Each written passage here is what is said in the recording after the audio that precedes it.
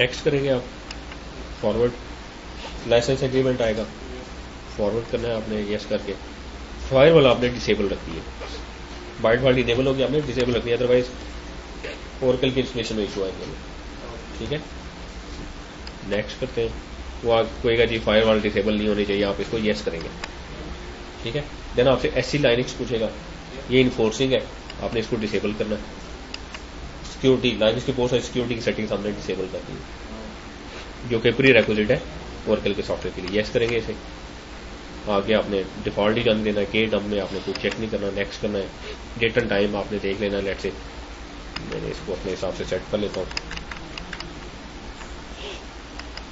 15:53 में। ठीक है, और डेट आज है जी 21। ठीक है, फॉरवर्ड करेंगे।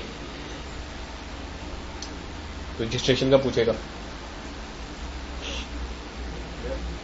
इसको आपने no I prefer to register at a later time, ये अगर आपने सॉफ्टवेयर परचेज किया हो। ठीक है, ऑनलाइन आपको रजिस्टर कर देगा। नेक्स्ट करेंगे, इसमें वो सॉफ्टवेयर कहेगा कि कोई इंस्टॉल करें, हम कहेंगे no thanks, I connect letter,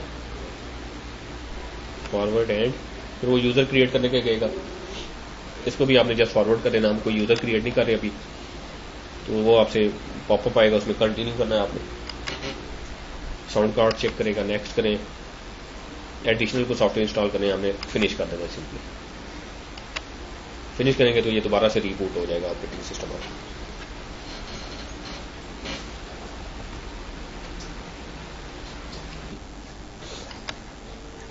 अब जब बूट करेंगे तो ये आपके पास लॉगिन स्क्रीन आ जाएगी। इसमें यूजर नेम आपने देना है रूट, और पासवर्ड वो देना है जो आपने ड्यूरिंग इंस्टॉलेशन दिया था। हाँ जी, मैंने ओरेकल दिया था, शायद आपने भी ओरेकल दिया हो।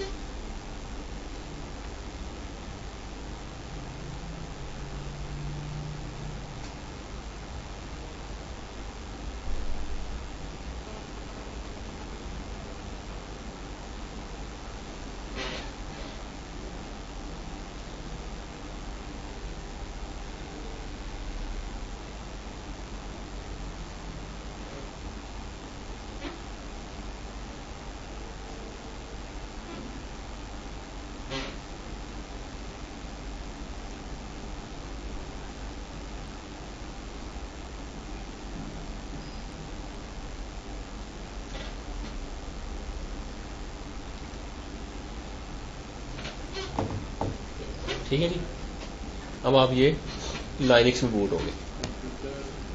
ओके जी, ये आपके पास ये कंप्यूटर है जैसे। अच्छा, आपके पास ये नहीं है, क्योंकि आपका वो मेरा जो सिस्टम है ना, मैंने वो डीवीडी में वो का इमेज दिया हुआ था, इसमें उसको भी उठाना चाहिए था वैसे। ठीक है, देखते हैं,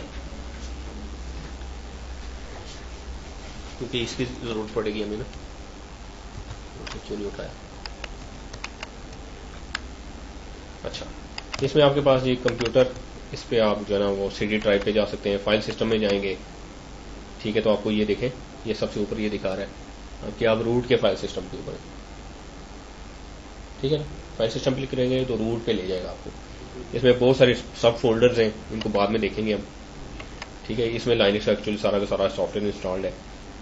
आपको जैसे विंडोज में पार्टीशन नजर आती है ना, वो इस तरीके से नजर आएगी सारी पार्टीशन फाइल सिस्टम, यानी कि रूट के अंडर आपको जैसे ये यूजर 1 नजर आ रहा है, यहीं पे आपको बोर्ड भी नजर आ रहा होगा, या एज अ फोल्डर नजर आ रहे होंगे, लेकिन इनकी स्पेस इसमें से नहीं यूज हो रही, उनको स्पेस हमने अलग से दी हुई है पार्टीशन क्रिएट करके। ठीक है, अच्छा, देन आप जो है इस पे ज्यादातर काम जो करेंगे वो राइट क्लिक करें डेस्कटॉप पे और ओपन टर्मिनल।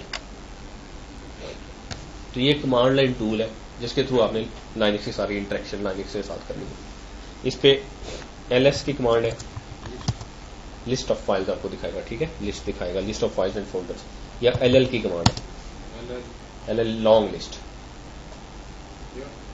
ठीक है, इसमें देखिए ls किया आपने, ये आपको फाइल्स एंड फोल्डर्स दिखा दिए। उसने ll किया तब भी आपने उसने आपको ये फाइल्स एंड फोल्डर्स दिखा दिए, लेकिन इसमें ज्यादा डिटेल दिखाई। सबसे पहले ये परमिशंस के बारे में बता रहा है, फिर आगे उसका ओनर कौन है इस फाइल या फोल्डर का, फिर उसका साइज क्या है बाइट्स में, फिर वो किस डेट को क्रिएट हुआ था, डेट एंड टाइम साथ आ रहा है, एंड सो ऑन, फिर आगे फोल्डर का नाम। अच्छा, शुरू में ये देखें जो इन्फॉर्मेशन आ रही है, कुछ के शुरू में सबसे पहले डैश आ रहा है, आ रहा है ना? ये राइट और रीड, हाँ, उससे पहले एक डैश हाइफन है, ठीक है ना? जिनके शुरू में सबसे पहले हाइफन आ रहा है ना, वो आपकी फाइल्स है, और जिनके शुरू में डी आ रहा है वो डायरेक्टरी है या फोल्डर है, ठीक है? अच्छा जी, देन आगे परमिशंस आ रहा है। परमिशंस लाइनक्स में 3 तरह की होती हैं। आपकी जो परमिशंस हैं, रीड राइट एंड एग्जीक्यूट।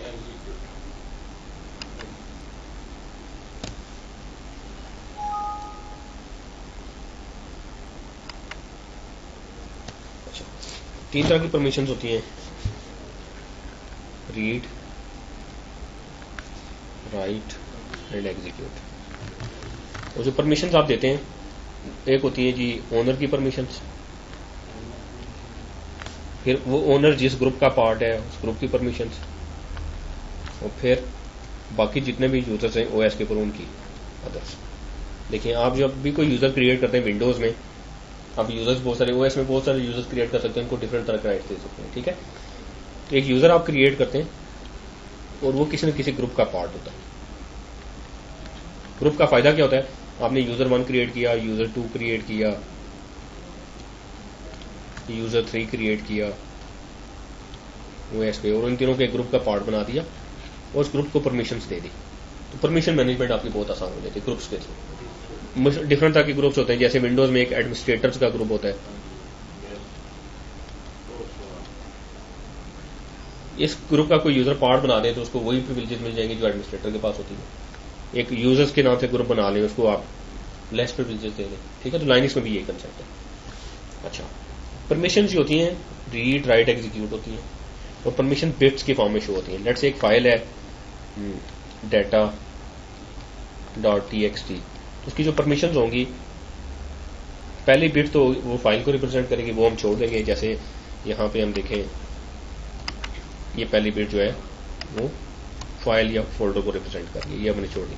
अगली जो 3 बिट्स है वो ओनर की प्रिविलेजेस को शो करेंगे। ओनर की प्रिविलेजेस है read, right and execute. Read, right और आगे डैश है, यानी कि रीड और राइट की एग्जीक्यूट की परमिशन दी है। उससे अगली तो जो 3 परमिशन हैं वो उसके ग्रुप मेंबर्स की है। कोई उसके ये यूजर जिस ग्रुप का पार्ट होगा उस ग्रुप के यूजर्स को इस फाइल पे कोई परमिशन नहीं है। देन अगली 3 जो परमिशन हैं, बिट्स हैं, वो बाकी सारे जो ओएस में यूजर्स हैं जो इसके ग्रुप का पार्ट नहीं है लेकिन ओएस में है, वो डिफरेंट ग्रुप्स का पार्ट है, तो उनकी परमिशन वो अभी आपको कुछ भी दिखा रहा है। इसमें देखें, ओनर को रीड राइट की परमिशन है, इसके ग्रुप मेंबर्स को रीड किया है सिर्फ, और अदर्स को भी रीड किया। तो इस तरीके से परमिशंस, रूट किसी की परमिशन भी सेट कर सकता है, एक यूजर अपनी फाइल्स के ऊपर परमिशन किसी दूसरे यूजर को भी दे सकता है, ठीक है? परमिशन सेट करने के लिए आपके पास कमांड है chmod की।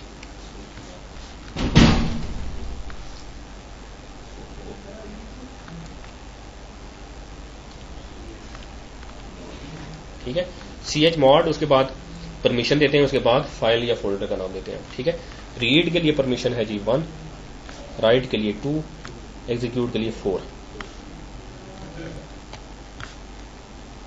जैसे एक फाइल है डाटा डॉट टीएक्सटी के नाम से, उसके ऊपर मैंने ओनर को रीड राइट एग्जीक्यूट तीनों परमिशन देनी है, तो इन तीनों को सम कर लेंगे। 4 + 2 + 1 7। तो मैं करूंगा chmod 7, और जो इसके ग्रुप के मेंबर्स हैं उनको मैं चाहता हूं सिर्फ रीड की परमिशन 1, और बाकियों को भी 1, और आगे फाइल का नाम, ठीक है? तो इस तरीके से chmod से परमिशन इसको करके देख लेते हैं। लेट्स से install.log की फाइल है, इस पे मैं परमिशन सेट करता हूँ chmod, लेट्स से 111 करता हूँ, आगे फाइल का नाम। अच्छा, 1 एग्जीक्यूट के लिए, सॉरी, तो आप चेंज कर लें। 1 इज फॉर एग्जीक्यूट, सबसे पहले एग्जीक्यूट है, फिर राइट है और फिर रीड है। रीड के लिए 4 है, एग्जीक्यूट के लिए 1 है, ठीक है? इसको भी यहाँ पे फिर मुझे चेंज करना पड़ेगा।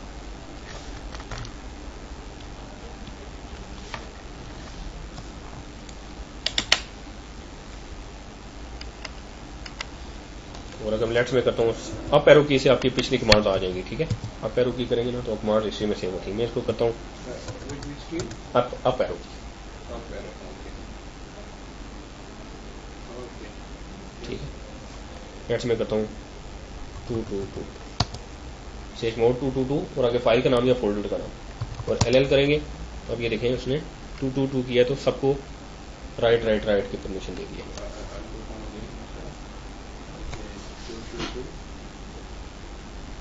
आगे फाइल या फोल्डर का नाम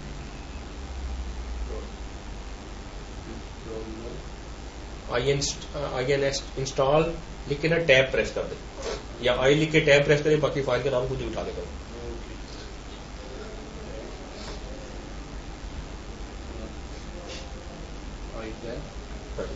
और ये केस सेंसिटिव है फाइल के नाम, ये याद रखें आपने।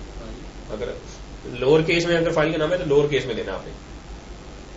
अपर केस में आई और लोअर केस में आई डिफरेंट है, ठीक है। केस सेंसिटिव है तो आप लिखें chmod दैट्स 222 और आपने देना इंस्टॉल डॉट लॉग। तो देखें जरा, तो आई लिख के टैब प्रेस करें वो खुद उठा लेगा।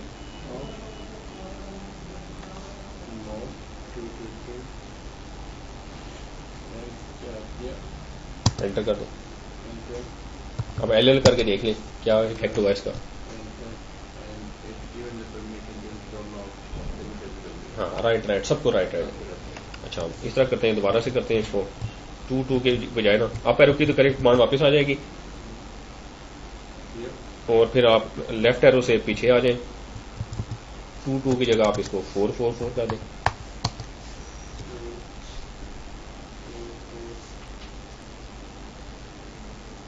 और फिर LL करें। आप देखिएगा क्या परमिशन सेट हुई है इस फाइल के ऊपर।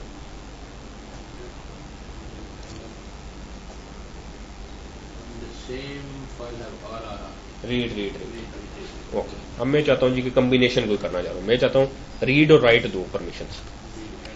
तो रीड एंड राइट के लिए क्या जी, रीड के लिए 4 है, राइट के लिए 2 है। 4 + 2 6।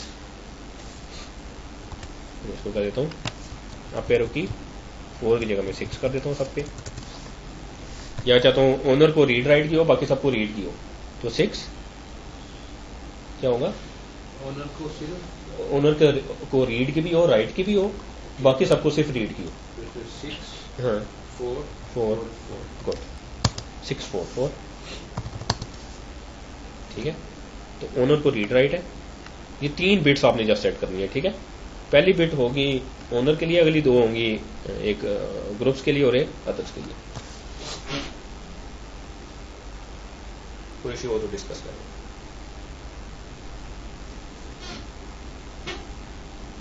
only 6 for not 6.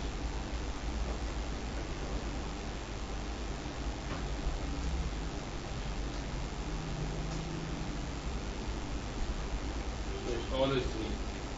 यस 3 से ज्यादा नहीं होंगी ये डिजिट्स। अब आपने ये करना है कि ओनर को रीड राइट एग्जीक्यूट तीनों परमिशन होनी चाहिए, ठीक है। ये सुन ले पहले, ओनर को रीड राइट एग्जीक्यूट तीनों परमिशन होनी चाहिए और बाकियों उसके ग्रुप मेंबर्स को रीड एंड राइट की और बाकियों को भी रीड एंड बाकियों को सिर्फ रीड की। ये देख लें, ओनर को full permission read write execute, उसके ग्रुप मेंबर्स को रीड एंड राइट और अदर्स को रीड। ये करेगा इसको, ये सामने रखिएगा, ये रीड राइट एग्जीक्यूट करिए।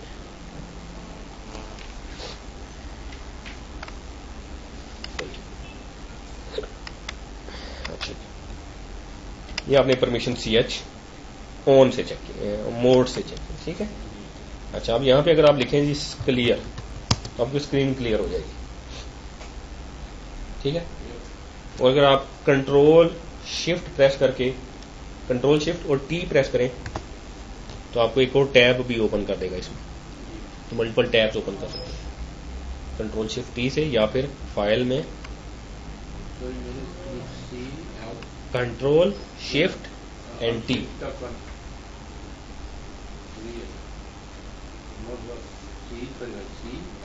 EAR clear, Control shift and T,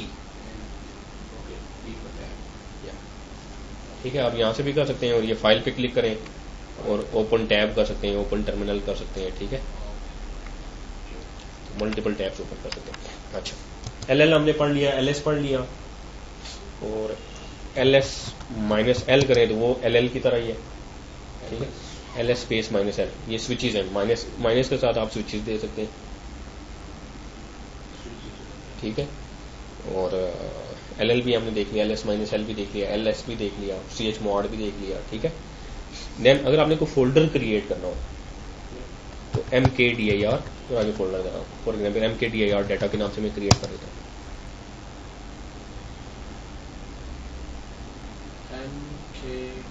make directory, या mkdir, previous one ls minus l. हाँ, वो list of file and folder आपको दिखाएगा।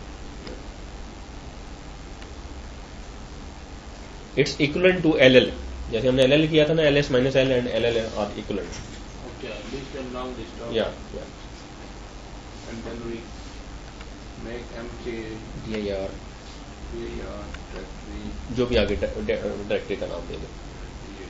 और ये याद रखना है कि फाइल्स एंड फोल्डर्स के नाम केस सेंसिटिव है लाइनक्स में, ठीक है।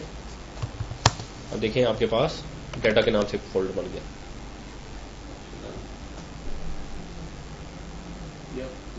अच्छा। अब इसमें अगर आपने जाना है तो cd और आगे फोल्डर का नाम, हाँ, cd स्पेस डाटा का नाम, फोल्डर का नाम और एंटर, या लेकिन अब आपको नहीं पता कि आप किस पाथ पे, तो pwd लिख के एंटर करें तो आपको प्रेजेंट वर्किंग डायरेक्टरी बता देगा। तो आप स्लैश रूट के अंदर डाटा के नाम से फोल्डर उसमें इंस्टॉल, अब जो कमांड देंगे वो यहाँ पे चलेंगे, उनका इफेक्ट यहाँ पे होगा, ठीक है। इनके रूट एक माउंट पॉइंट है, उसके अंदर रूट के नाम से एक फोल्डर है, उसमें डाटा के नाम से एक फोल्डर है, ये पूरा पाथ है। अच्छा, अब अगर आपने इस फोल्डर से बाहर जाना हो, cd स्पेस डबल डॉट,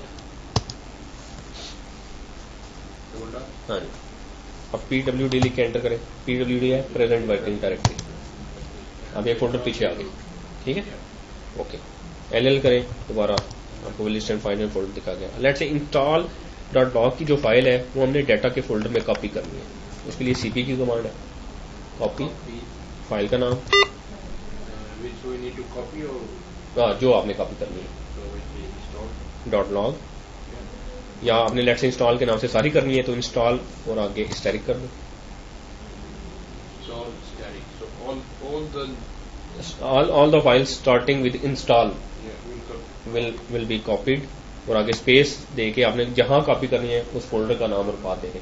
तो वो फोल्डर क्योंकि इसी पाथ पे है, अगर वो किसी और पाथ पे होता तो फिर मुझे पूरा पाथ देना पड़ता, तो स्लैश से स्टार्ट करती है, लेकिन अगर क्योंकि वो इसी जगह पे है तो मैं सिंपली उस फोल्डर का नाम दे दूंगा, एंटर कर दूंगा, और ठीक है, कॉपी हो गया, एरर तो नहीं दिया उसने, वो जस्ट प्रॉम्प्ट पे वापस आ जाएगा कॉपी करने के बाद, वापस आ गया, ठीक है। अब cd डाटा करें, वेरीफाई करने के लिए कि डाटा के फोल्डर में वो फाइल है कि नहीं,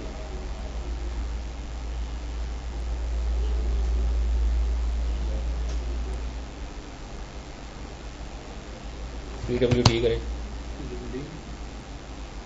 देखने के लिए कि आप डाटा के फोल्डर में ही है, CP override data from ये आप कॉपी कर लें, हाँ, वो क्योंकि आपने में अपर एरो की दबा के तो आपने एंटर कर दिया ना, वो cp की कमांड दोबारा चल गई, वो आपसे पूछ रहा है कि फाइल ओवरराइट कर दूं या क्या करूं, कंट्रोल सी कर दे, कैंसिल करने में कंट्रोल सी,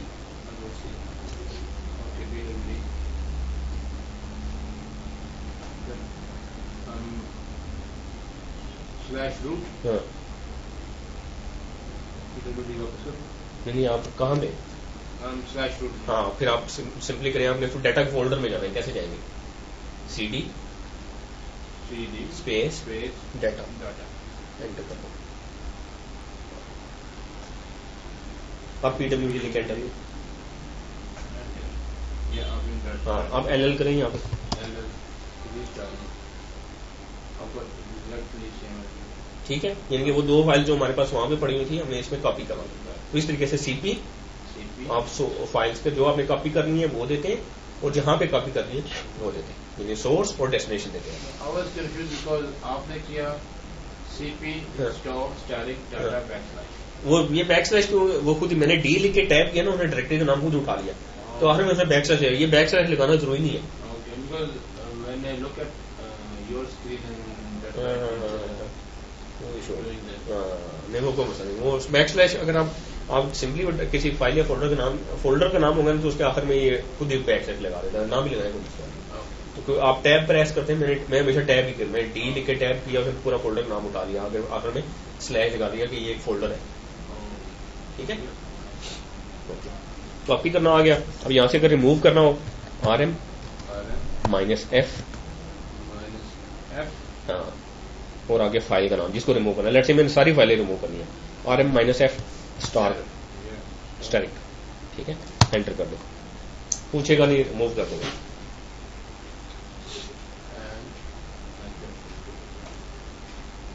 LL करें,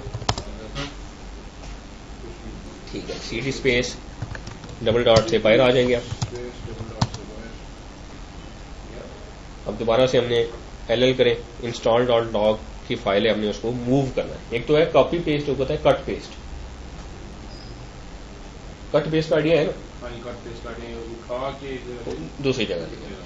ठीक है, तो कट करना हो तो MV की कमांड है, वही तरीका है। MV install dot log, let's एक ही फाइल करनी है हमने, इंस्टॉल डॉट लॉग, और जहां पे करनी है उस फोल्डर का नाम दे दें। मैं डाटा के फोल्डर में करूँ, डी लिख के टैब करेंगे, वो फाइल का नाम फोल्डर का नाम खुद उठा लेगा, आखिर में वो स्लैश भी डाल देगा। एंटर कर दें, CD। आप यहाँ पे पहले यहाँ पे LL करें, यहाँ पे देखें इंस्टॉल डॉट लॉग की फाइल नहीं होगी, और डाटा के फोल्डर में जाएं और वहां पे देखें। डाटा के फोल्डर में जाए बगैर भी देखा जा सकता है, आप ये भी कर सकते हैं LL data, LL data, D लिख के टैप करें, फोल्डर का नाम पूरा उठा लेगा। अब डाटा के फोल्डर के अंदर जो फाइल होंगी वो लिस्ट ऑफ फाइल आपको दिखा देगा। वो एक ही, हाँ वो एक ही है हमारे केस में, इंस्टॉल डॉट लॉग LL, और आगे फोल्डर का पाथ बता दें, उस फोल्डर के कंटेंट्स आपको लिस्ट डाउन कर दें। और अगर सिंपली LL लिखेंगे तो करंट जो लोकेशन है उसके कंटेंट्स आपको दिखाएंगे। क्लियर है? अच्छा, तो अभी इस वक्त मैं हूँ रूट के अंदर। ओके, ये जो डाटा का फोल्डर है इस पे परमिशन क्या सेट हुई है? इस पे ये owner directory, owner can read, right, execute, group can read and not right but they can execute, same with. Okay good. अब आपने करना ये है, परमिशन जो सेट करनी है इस डायरेक्टरी के पे परमिशन हमने सेट करनी है, और रीड राइट की सेट करनी है सबके लिए, एग्जीक्यूट की नहीं, रीड राइट की सबके लिए, ओनर के लिए भी, ग्रुप के लिए भी, सबके लिए। और इस डायरेक्टरी के ऊपर भी परमिशन सेट करनी है, और इस डायरेक्टरी के अंदर जो कुछ है उस पर भी करनी है। ठीक है, तो हमने करना क्या, chmod, और अगर आपने किसी फोल्डर के ऊपर करनी है और उसके सब फोल्डर पे भी करनी है तो -R करेंगे।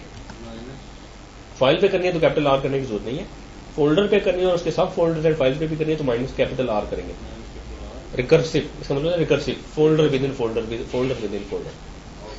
ठीक है, फोल्डर एंड सब फोल्डर एंड सब फाइल्स। और आगे फिर परमिशन जो देनी है, रीड एंड राइट के लिए हमें देना पड़ेगा, रीड के लिए it was 4 and राइट के लिए it was 2। हाँ ये है ना, 4 + 2 कितना हो जाएगा, 6। हाँ, ओनर के लिए 6, बाकियों के लिए भी 6, ग्रुप मेंबर्स के लिए भी 6, और सबके लिए 6 6 6 6 और आगे फोल्डर का नाम। हाँ जी, हाँ जी, LL करें। आप क्या परमिशन दें, डायरेक्टरी RW। ठीक है, अब इस ना सिर्फ इस डायरेक्टरी पे परमिशन सेट होगी है, बल्कि इस डायरेक्टरी के अंदर जो कुछ है उस पर भी यही परमिशन सेट होगी, क्योंकि हमने इसको -R के साथ किया। अगर हम -R के साथ ना करते तो सिर्फ इस डायरेक्टरी पे परमिशन सेट होनी थी, इसके सब फोल्डर्स एंड फाइल्स में परमिशन वही रहनी थी जो पहले से थी। माइनस के साथ जो भी आप चीज देते हैं ना वो कहलाती है स्विच।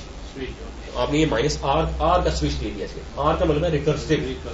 रिकर्सिव का मतलब ये होता है अगेन एंड अगेन, डेप्थ के अंदर।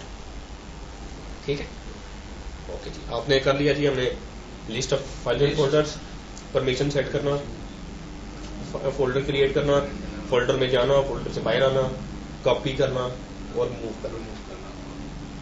ठीक है, वो फोल्डर पे परमिशन सेट करो, एड सब फोल्डर, ठीक है। अच्छा, डाटा के फोल्डर में चले जाएं जी। डाटा के फोल्डर में हाँ जी, PWD से तो आपको करंट वर्किंग डायरेक्टरी दिखाएगा ना। हाँ, तो डाटा के फोल्डर में जाना है, आपने कैसे जाना है?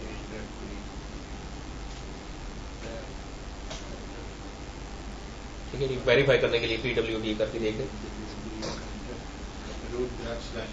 ओके, हम यहाँ पे एक फाइल क्रिएट करते हैं। हाँ, लेट्स एक फाइल क्रिएट करते हैं जिसमें आप लिखेंगे this is a test file. ठीक है, तो फाइल क्रिएट करने के बहुत सारे तरीके। एक तरीका यह है कि आप करें, तो क्लियर कर देते हैं स्क्रीन ना। एक नई फाइल क्रिएट करनी है, उसमें हमने कोई अपना टेक्स्ट लिखना है। ठीक है, तो नई फाइल अगर आपने क्रिएट करनी है तो उसके लिए आप करेंगे जी कैट डबल एरो की, एरो इसे कैट को छोड़ दें। आप इस तरह करेंगे टच और आगे फाइल का नाम, जैसे फाइल का नाम लिखता हूं जी my file dot txt।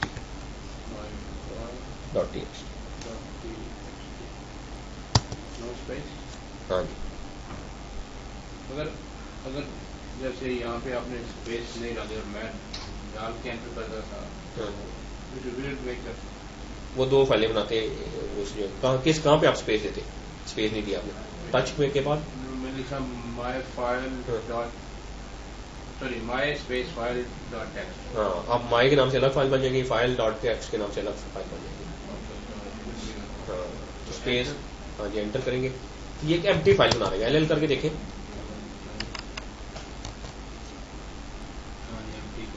Zero उसका साइज है। अब इस फाइल को अगर आपने एडिट करना है तो किसी टेक्स्ट एडिटर में ओपन करेंगे। विंडोज में टेक्स्ट एडिटर कौन कौन से अवेलेबल है? जैसे वर्ड और वर्डपैड,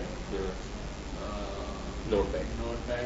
ठीक है, वर्ड तो आपको अलग से इंस्टॉल करना पड़ता है ना, वो माइक्रोसॉफ्ट ऑफिस करना पड़ता है। जो बाय डिफॉल्ट विंडोज के साथ आते हैं वो नोटपैड आता है, वर्डपैड आता है। इसी तरीके से लाइनक्स में भी है, बहुत सारे टेक्स्ट एडिटर्स हैं।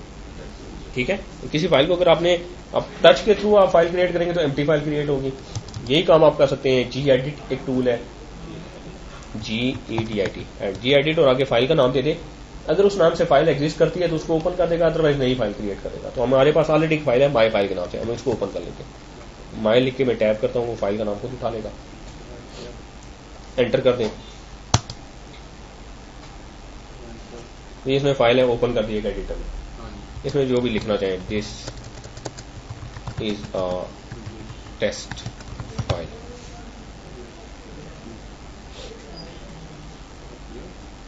उसको सेव कर दें, उसको क्लोज कर दें। ठीक है, तो आपने एक gedit एक एडिटर है, टेक्स्ट एडिटर है, जिसमें आपने एक फाइल को ओपन किया और उसको मॉडिफाई किया और सेव कर दिया।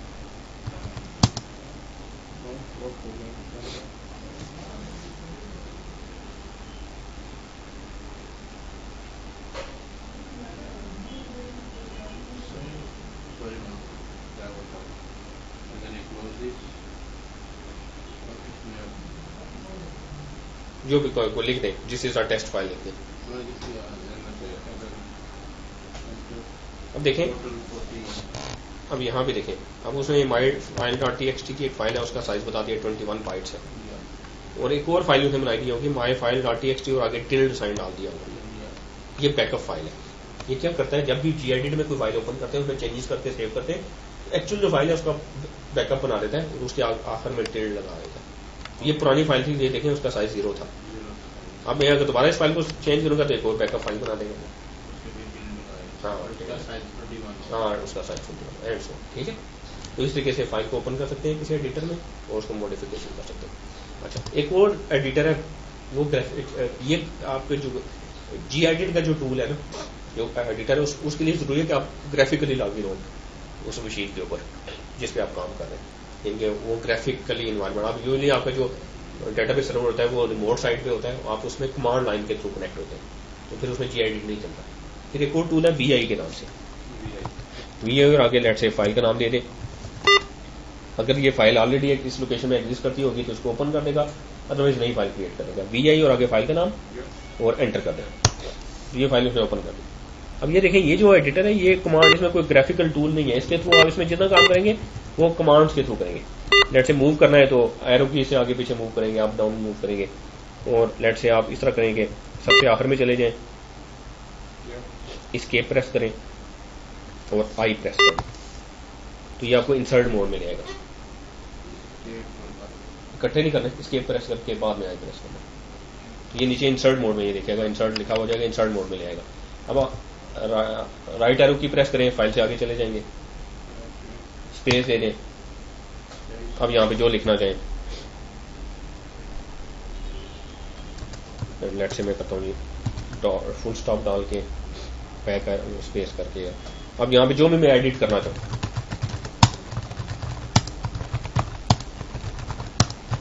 ठीक है, जो भी एडिट करना, गार्बेज लिख रहे हैं हम, ठीक है। अच्छा, अब ये इंसर्ट मोड में है, जब तक ये इंसर्ट मोड में हम जो वैसे लिखना चाहें लिख सकते हैं। अच्छा, अब मैं इसको दोबारा एस्केप प्रेस करूंगा अगर, तो इंसर्ट मोड से वापस आ जाएगी, रीड ओनली मोड में आ जाएगी। अब मैं ऊपर नीचे ब्राउज करना चाहूँ कर सकता हूँ। फॉर एग्जाम्पल यहां से कोई करेक्टर मैंने ना, ये करेक्टर है, ये ए है, इसको रिमूव करने के मैंने एक्स लिखना था यहाँ, तो एक्स प्रेस कर दूंगा। या यहाँ पे ए की जगह मैंने बी लिखना है, तो कोई करेक्टर रिमूव करना है तो उस करेक्टर पे जाए, वो सिंपली एक्स प्रेस कर दो, वो करेक्टर रिमूव हो जाएगा, ठीक है। और अब आपने वो उसकी जगह कोई एंटर करना है करेक्टर, तो वही तरीका, एस्केप करके आई करेंगे, इंसर्ट मोड में आ जाएगा, वो फिर जो आपने लिखना है वो लिखें, और दोबारा एस्केप करेंगे, फिर रीड ओनली मोड में आ जाएगा, ठीक है। तो एक्स से एक पर्टिकुलर करेक्टर रिमूव होगा। और अगर पूरी लाइन रिमूव करनी है, ये पूरी लाइन मैंने रिमूव करनी है, तो उस लाइन के शुरू में जाएं, और आप इंसर्ट मोड में नहीं होने चाहिए। आप इस वक्त इंसर्ट मोड में, मैं इंसर्ट मोड में नहीं हो, क्योंकि इंसर्ट नहीं लिखा हुआ है किसी का। डबल डी प्रेस कर दे, 2 दफा डी प्रेस कर दे, लाइन के शुरू में जाएगी, वो पूरी लाइन रिमूव हो जाएगी, ठीक है। अच्छा, अब लेट से मैं चाहता हूँ ये मैं सेव करूँ, निकल जाऊँ, तो एस्केप प्रेस करके छोड़ दें, और कॉलन शिफ्ट के साथ वो जो 2 डॉट्स हैं, कॉलन शिफ्ट, ये कॉलन आ गया, और डब्ल्यू लोअर केस में डब्ल्यू क्यू ना, राइट एंड क्विट, ठीक है। तो ये बिल्कुल बेसिक सब मैंने वीआई एडिटर आपको बताया कि वीआई एडिटर में कोई फाइल ओपन कैसे करनी है, उसको एडिट कैसे करना है, उसमें कोई कैरेक्टर डिलीट कैसे करना है, कोई लाइन कैसे डिलीट करनी है, फाइल को सेव कैसे करना है। फिर दोबारा वीआई करते हैं, वीआई उसी फाइल का नाम देते हैं, आप एरो की दबाएंगे तो वो आ जाएगा अपने पास, एंटर करें। ऐसे फाइल में कोई मॉडिफिकेशन करता हूँ, ये पूरी लाइन मैंने रिमूव कर दी, नेट से गलती से रिमूव होगी। अब मैं चाहता हूँ कि यार ये बगैर सेव हुए क्विट कर जाए, ठीक है। मैं सेव ना करूं, मैं इसको फाइल को बंद करना चाहता हूं, लेकिन बगैर सेव किए हुए मैं करूंगा डब्ल्यू, यानी कॉलन, डब्ल्यू नहीं करना आपने, डब्ल्यू से राइट हो जाएगा, आपने कॉलन क्यू और साइन ऑफ एक्सप्लेनेशन, ये जो है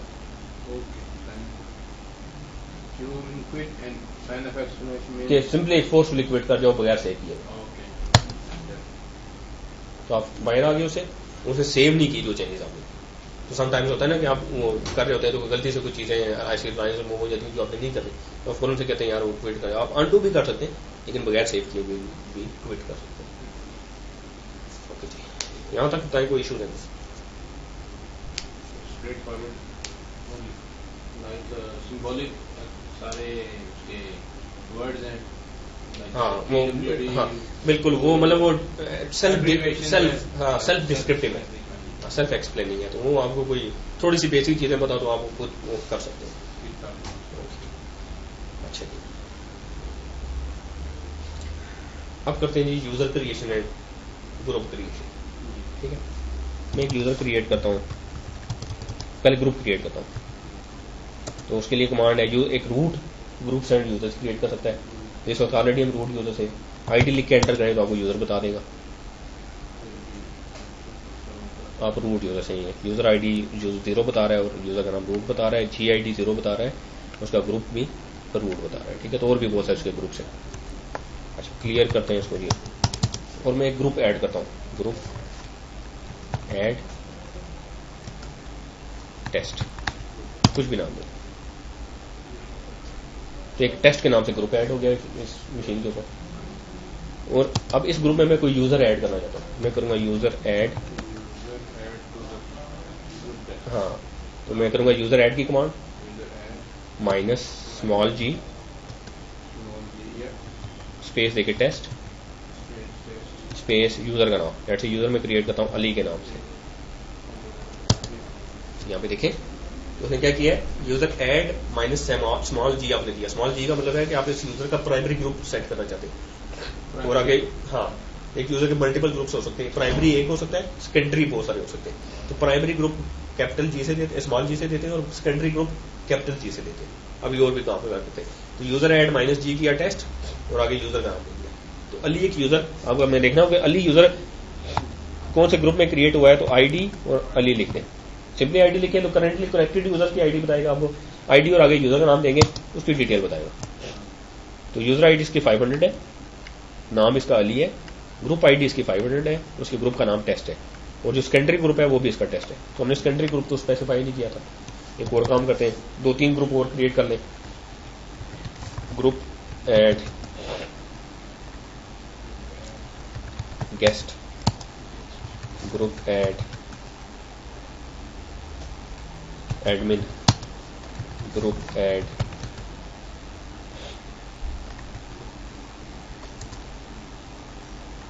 फ्रॉड। लेट्स से 3-4 ग्रुप मैंने क्रिएट कर लिए, 3 ग्रुप्स।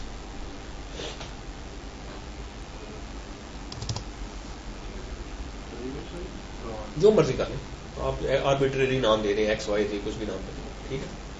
अच्छा, अब मैं एक यूजर क्रिएट करना चाहता हूं। मैं चाहता हूं कि उसका प्राइमरी ग्रुप टेस्ट हो और ये 3 ग्रुप उसके सेकेंडरी ग्रुप्स हो। तो मैं करूंगा जी ग्रुप यूजर ऐड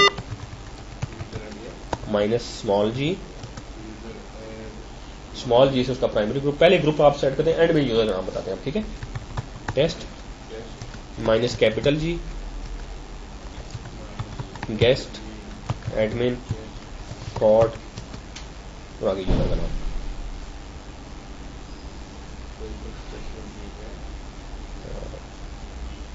यूजर का नाम दे देते हैं जी शाहिद।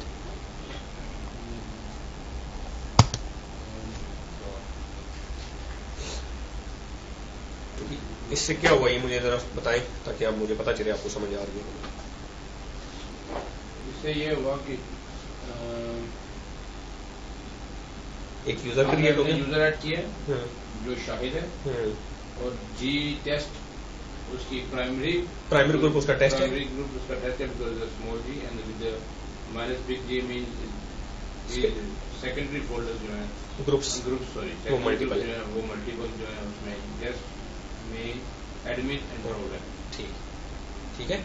आईडी अगर शायद लिख के करेंगे तो आपकी इसकी डिटेल्स बता देगा।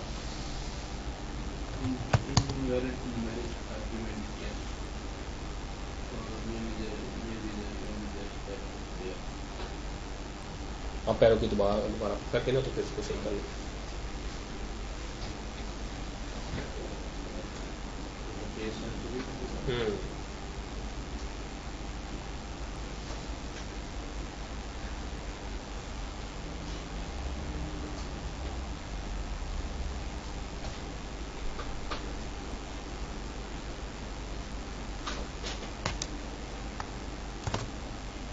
Okay,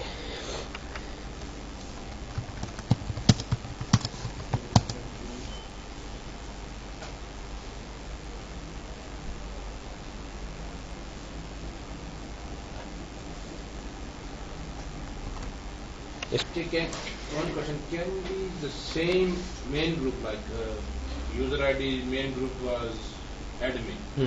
Can I give as a subfolder admin again? You can, but आपने उसको मेन ग्रुप सेट कर दिया तो उसको सेकेंडरी में भी दोबारा सेट करना कोई एडवांटेज नहीं होगा, लेकिन कर सकते हैं। हाँ, रिस्ट्रिक्शन नहीं है। हाँ, अच्छा, अभी तक आपने यूजर सेट किए, यूजर्स के पासवर्ड नहीं सेट किए। यूजर क्रिएट किए ना अभी तक, तो किसी यूजर का पासवर्ड नहीं भी क्रिएट किया, उसने पासवर्ड मांगे नहीं, ठीक है। तो पासवर्ड किसी यूजर का आपने सेट करना हो तो PASSWD यूजर क्रिएशन के बाद, यूजर ऐड करने के बाद आप उसका PASSWD और आगे यूजर का नाम दे देंगे, और आगे यूजर का नाम एंटर करेंगे, वो उसका पासवर्ड मांगेगा।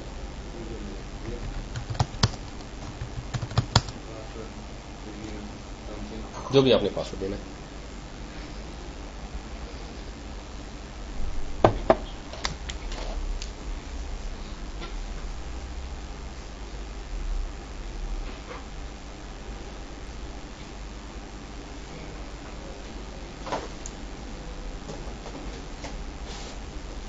PASSWD और आगे यूजर का नाम एंटर करेंगे तो 200 पासवर्ड मांगेगा। जैसे आपने किया था यूजर क्रिएट शायद के नाम से या किस नाम से भी यूजर क्रिएट किया आपने।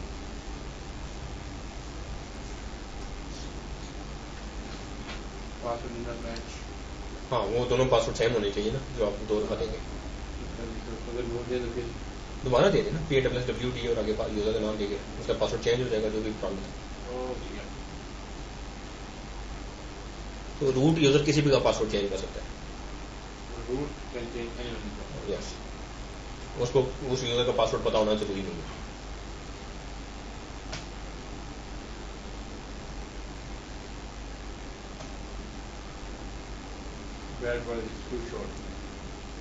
हाँ, आप थोड़ा सा उसका पासवर्ड जो है ना मिनिमम 5 कैरेक्टर्स होना चाहिए, तो आप इसको रख लें ओरा नेट रख लें पासवर्ड।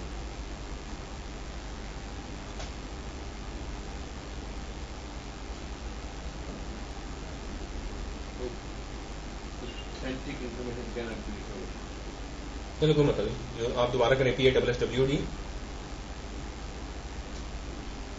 स्पेस जिस यूजर का पासवर्ड सेट करना है उस यूजर का नाम दें, एंटर और नेट पासवर्ड सेट कर दें।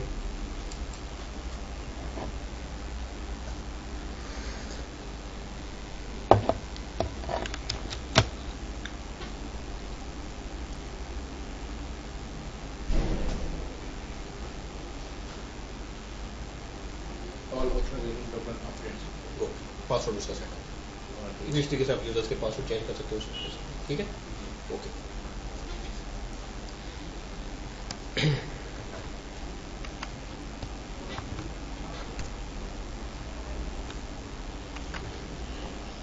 जब आप लाइनक्स इंस्टॉलेशन करते हैं तो वो एक माउंट पॉइंट में जाके लाइनक्स इंस्टॉल हो जाती है। कौन से? रूट। उसमें बहुत सारे फोल्डर बन जाते हैं जी। इसके अंदर बहुत सारे फोल्डर बन जाएंगे, लेट से पिन के नाम से, बहुत सारी बाइनरीज होंगी, डेव के नाम से, आपकी जितनी भी डिवाइसेस हैं जैसे माउस है, कीबोर्ड है और डिस्क हैं, डिस्क हार्ड डिस्क ड्राइव है, उनकी सारी इन्फॉर्मेशन इसके अंदर होगी। इसी तरीके से ETC का एक फोल्डर बनेगा जिसमें बहुत सारी कन्फिगरेशन फाइल्स होंगी लाइनक्स की। इसी तरीके से लॉग के नाम से फोल्डर होगा जिसमें लॉग फाइल्स होंगी।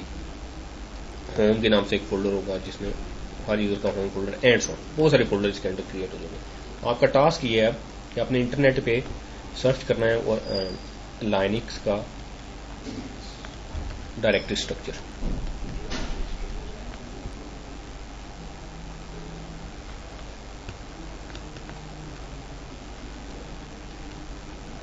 और उस पर मुझे जरा नेक्स्ट कल आके बताना है कि कौन सी क्या क्या डायरेक्टरीज क्रिएट होती हैं, कौन कौन सी डायरेक्टरीज के अंदर क्या क्या होता है। जस्ट एक बेसिक्स आइडिया बस। आपको बहुत डिफरेंट सारी चीज़ें मिलेंगी, लेकिन आपने बहुत सारी चीज़ों को व्यू करके एक घंटा किस पे लगाना है और ताकि आपको बेसिक से अंडरस्टैंडिंग हो जाए किस तरह की डायरेक्टरीज बनती है, उनमें क्या क्या होता है। अच्छा, इसमें एक बहुत इंपॉर्टेंट जो डायरेक्टरी है वो है, सारी इंपॉर्टेंट है। एक डायरेक्टरी जो कि होम के नाम से बनती है, उसका पाथ होता है /होम, क्योंकि वो रूट के अंडर होगी ना, तो उसका पाथ होगा / और आगे होम, ठीक है।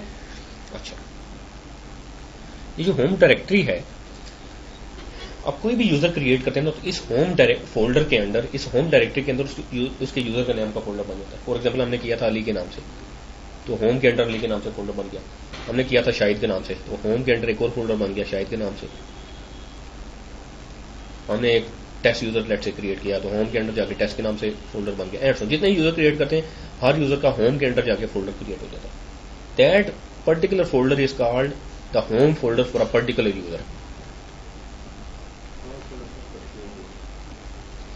जैसे अली के लिए होम फोल्डर कौन सा होगा?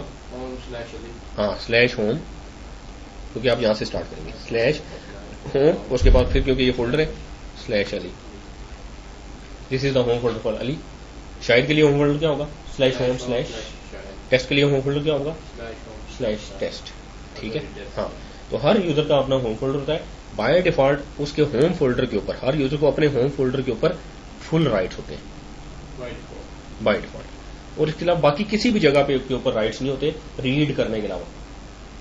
ठीक है, बाकी सारी जगहों पे जाके वो बिन के फोल्डर में, डेव में, ईटीसी में, लॉग में, शाहिद के फोल्डर में, लेट से अली अपने फोल्डर में जाएगा तो उसको फुल परमिशन होंगी, वो फोल्डर भी नहीं क्रिएट कर सकता है, इस फोल्डर के अंदर फाइल्स भी क्रिएट कर सकता है, रिमूव भी कर सकता है, एडिट भी कर सकता है, सब कुछ कर सकता है। लेकिन वो शाहिद के फोल्डर में जाएगा तो सिर्फ रीड कर सकेगा बाय डिफॉल्ट, टेस्ट के फोल्डर में जाएगा तो रीड कर सकेगा, किसी भी और जगह पे जाएगा सिर्फ रीड ऑपरेशन परफॉर्म कर सकता है और कुछ भी नहीं कर सकता। तो लेट से शाहिद के पास कुछ फाइल्स हैं, उसके ऊपर वो अली को राइट्स देना चाहता है तो वो ch mod के थ्रू राइट्स देगा, तब वो पर्टिकुलर ऑपरेशन परफॉर्म कर सकेगा, अदरवाइज नहीं कर सकेगा। क्लियर है? ओके। तो हमने जो यूजर क्रिएट किया, लेट से अली के नाम से क्रिएट किया था शायद हमने, किया था ना? अच्छा, अब हम क्या करते हैं, एक और जो टर्मिनल ओपन किया था उस टर्मिनल में चले जाते हैं। लाइनक्स में ये है कि हम ग्राफिकली किस यूजर से लॉगिन है, ग्राफिकली जब शुरू में यूजर ने पासवर्ड हमने दिया था, स्क्रीन आई थी, तो सब कौन सा यूजर से लॉगिन हुए थे? रूट से पहले दफा जब आपके पास वो जो आपने पासवर्ड दिया था, तो आप ग्राफिकली लॉगिन हुए थे रूट से, और इस टर्मिनल में भी इस वक्त रूट यूजर से लॉगिन है। लाइनक्स में आप स्विच यूजर कर सकते हैं, SU का मतलब है switch user space minus space user का नाम।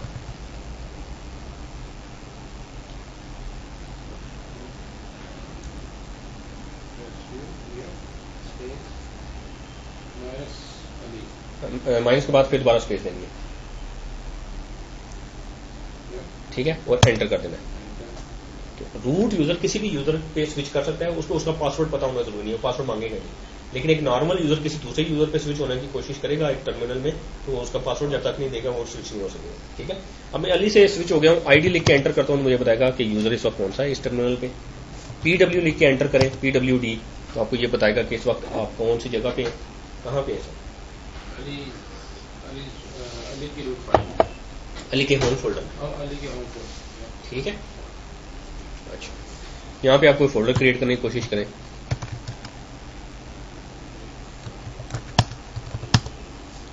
अपने फोल्डर क्रिएट कर लिया,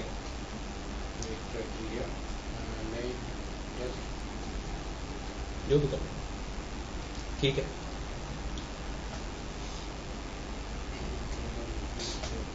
ठीक है, उस फोल्डर से जरा एक बाहर आए, CD स्पेस डबल डॉट करके, तो PWD लेके एंटर किया, आप कहाँ पे हैं?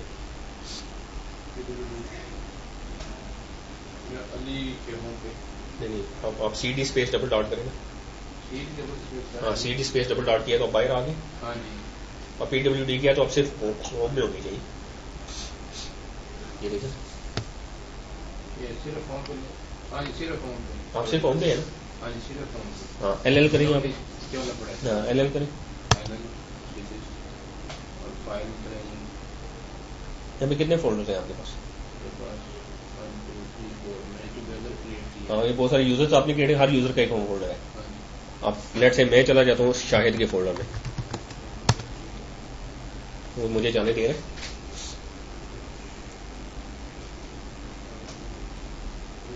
हाँ देखा, तो एक यूजर को अपने होम फोल्डर के अलावा किसी और जगह राइट्स नहीं है। क्लियर? अगर आपने अब इस यूजर से वापस जाना है रूट में, तो एग्जिट कर दें, सिंपली एग्जिट लिख के एंटर करेंगे तो आप उस यूजर से लॉग आउट हो जाएंगे और वापस रूट पे आएंगे। ठीक है जी, ओके। यूजर क्रिएशन आपने देख ली, ग्रुप्स देख लिया, यूजर्स को स्विच करना देख लिया आपने। ठीक है, अच्छा, DF की कमांड है, DF लिख के एंटर करें तो आपको सारी पार्टीशंस दिखाएगा।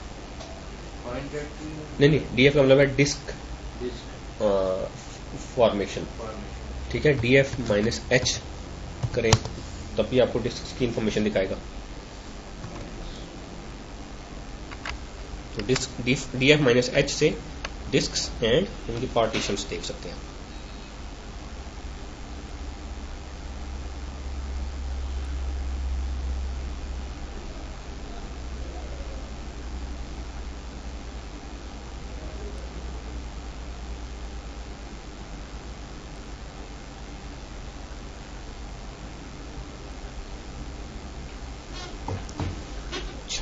अब हमने एक पार्टीशन क्रिएट की थी U01 के नाम से, ये की थी ना, इसमें हमने ओरेकल का सॉफ्टवेयर इंस्टॉल करना।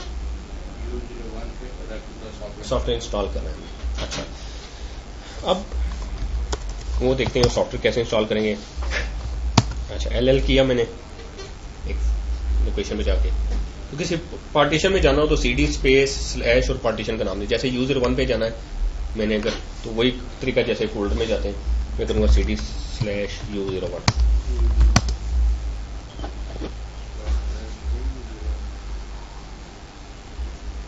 किसी भी पार्टीशन का नाम स्लैश से शुरू होगा हमेशा, ठीक है,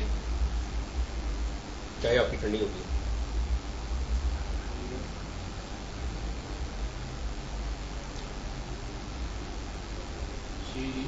स्पेस, हमेशा किसी भी कमांड देने के बाद उसको स्पेस रो देनी है।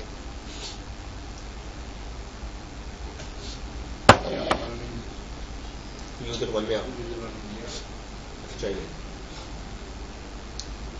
ओके। यहाँ पे LL करें, यहाँ पे कुछ भी नहीं है। लॉस्ट एंड फाउंड का एक वो फोल्डर है जो कि जिसको कहते हैं वो है ट्रैश, या जिसको आप वो कहते हैं डस्टबिन कहते हैं, ठीक है, या बिन में उसको किया।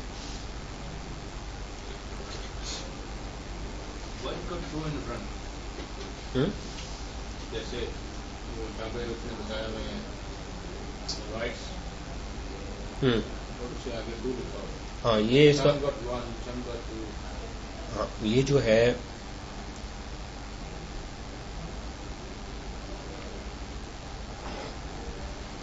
ये क्या रिप्रेजेंट करता है जी? 1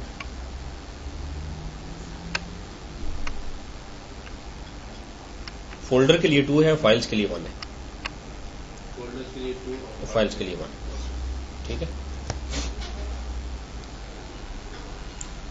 ओके। CD स्पेस लिख के आगे कुछ भी ना दें और एंटर कर दें तो वापस आपको होम फोल्डर में ले आएगा। हर यूजर का होम फोल्डर होता है, रूट का होम फोल्डर स्लैश रूट के नाम से होता है। डबल डॉट नहीं करना, CD स्पेस और सिंपली एंटर, तो वापस आपको होम जो भी यूजर कनेक्टेड है उसको उसके होम फोल्डर में आएगा। तो रूट का जो होम फोल्डर है स्लैश रूट के नाम से होता है। PWD करेंगे तो आपको रूट का होम फोल्डर बताएगा।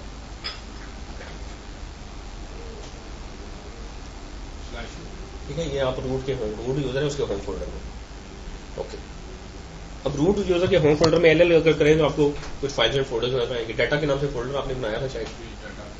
अब मैं चाहता हूँ डाटा का जो फोल्डर है उस पर परमिशन हम सेट कर सकते हैं chmod से। एक तरीका है कि परमिशन सेट करें। परमिशन सेट करने से ये होगा कि ओनरशिप उसी यूजर की रहेगी जिसने उसको क्रिएट किया था। ओनर कौन होता है? जिसने क्रिएट किया कुछ। ये फोल्डर किसने क्रिएट किया था? रूट ने। तो ये आपको बता रहा है कि उसका ओनर रूट है और उसका ग्रुप भी रूट है। तो अब इस पे परमिशन में सेट करना चाहूँ, किसी और यूजर को देना चाहूँ तो chmod से परमिशन दे सकता हूँ, लेकिन रूट उसका ओनर उसी का रूट भी रहेगा और उसका ग्रुप भी रूट ही रहेगा। लेकिन मैं चाहता हूँ कि इस पर्टिकुलर फोल्डर के ऊपर ओनरशिप ही चेंज कर दूं मैं, यानी कि वो किसी और की ओनरशिप में दे दूं उसको। तो उसके लिए आपके पास है chon चेंज ओनर। अगर आपने फाइल पे चेंज करनी है तो सिंपली आप यूजर का नाम और ग्रुप का नाम और फाइल का नाम देंगे। अगर आपने फोल्डर पे करनी है और सब फोल्डर्स पे भी करनी है तो -R के साथ करेंगे। और आपने जिस यूजर को ओनर बनाना है उसको उसका यूजर का नाम स्मॉल आर और बिग आर। वो स्मॉल आर अभी हमने नहीं देखा, हमने बिग आर ही देखा है, chmod के साथ भी chon के साथ भी, ठीक है। अच्छा, लेट्स से मैं इस पर्टिकुलर फोल्डर के ऊपर अली को परमिशन देना चाहता हूँ तो chon -R अली कॉलन उसके ग्रुप का नाम। अब मुझे लेट्स से उसके ग्रुप का नाम नहीं याद, दूसरे टर्मिनल में जाके ना मैं ID अली कर देता हूँ तो उसका ग्रुप है जी टेस्ट मेरे केस में। तो अली कॉलन टेस्ट और आगे फोल्डर का नाम, जिस फोल्डर के ऊपर आपने परमिशन उसको ओनर, जिस फोल्डर का या जिस पार्टीशन का फोल्डर परमिशन बनाने ओनर उसको बनाना है वो आप दे देंगे। तो अब LL करेंगे आप देखें, ये जो डाटा का फोल्डर है इस पे देखें ओनर कौन है, वो उसका ग्रुप क्या है। हाँ, यानी कि अब अली जो यूजर है वो इस लोकेशन पे आके इस फोल्डर के ऊपर, इस फोल्डर और इसके अंदर सब फोल्डर के अंदर कुछ भी कर सकता है, उसको आपने ओनरशिप दे दी। यस, क्लियर है, ओके जी। तो chon से आप ओनरशिप चेंज करते हैं, CH मोड से आप ओनरशिप वही रहती है, परमिशन आप देते हैं। ये तो होगी जी बेसिक्स। ये जितनी भी हमने कमांड्स पढ़ी हैं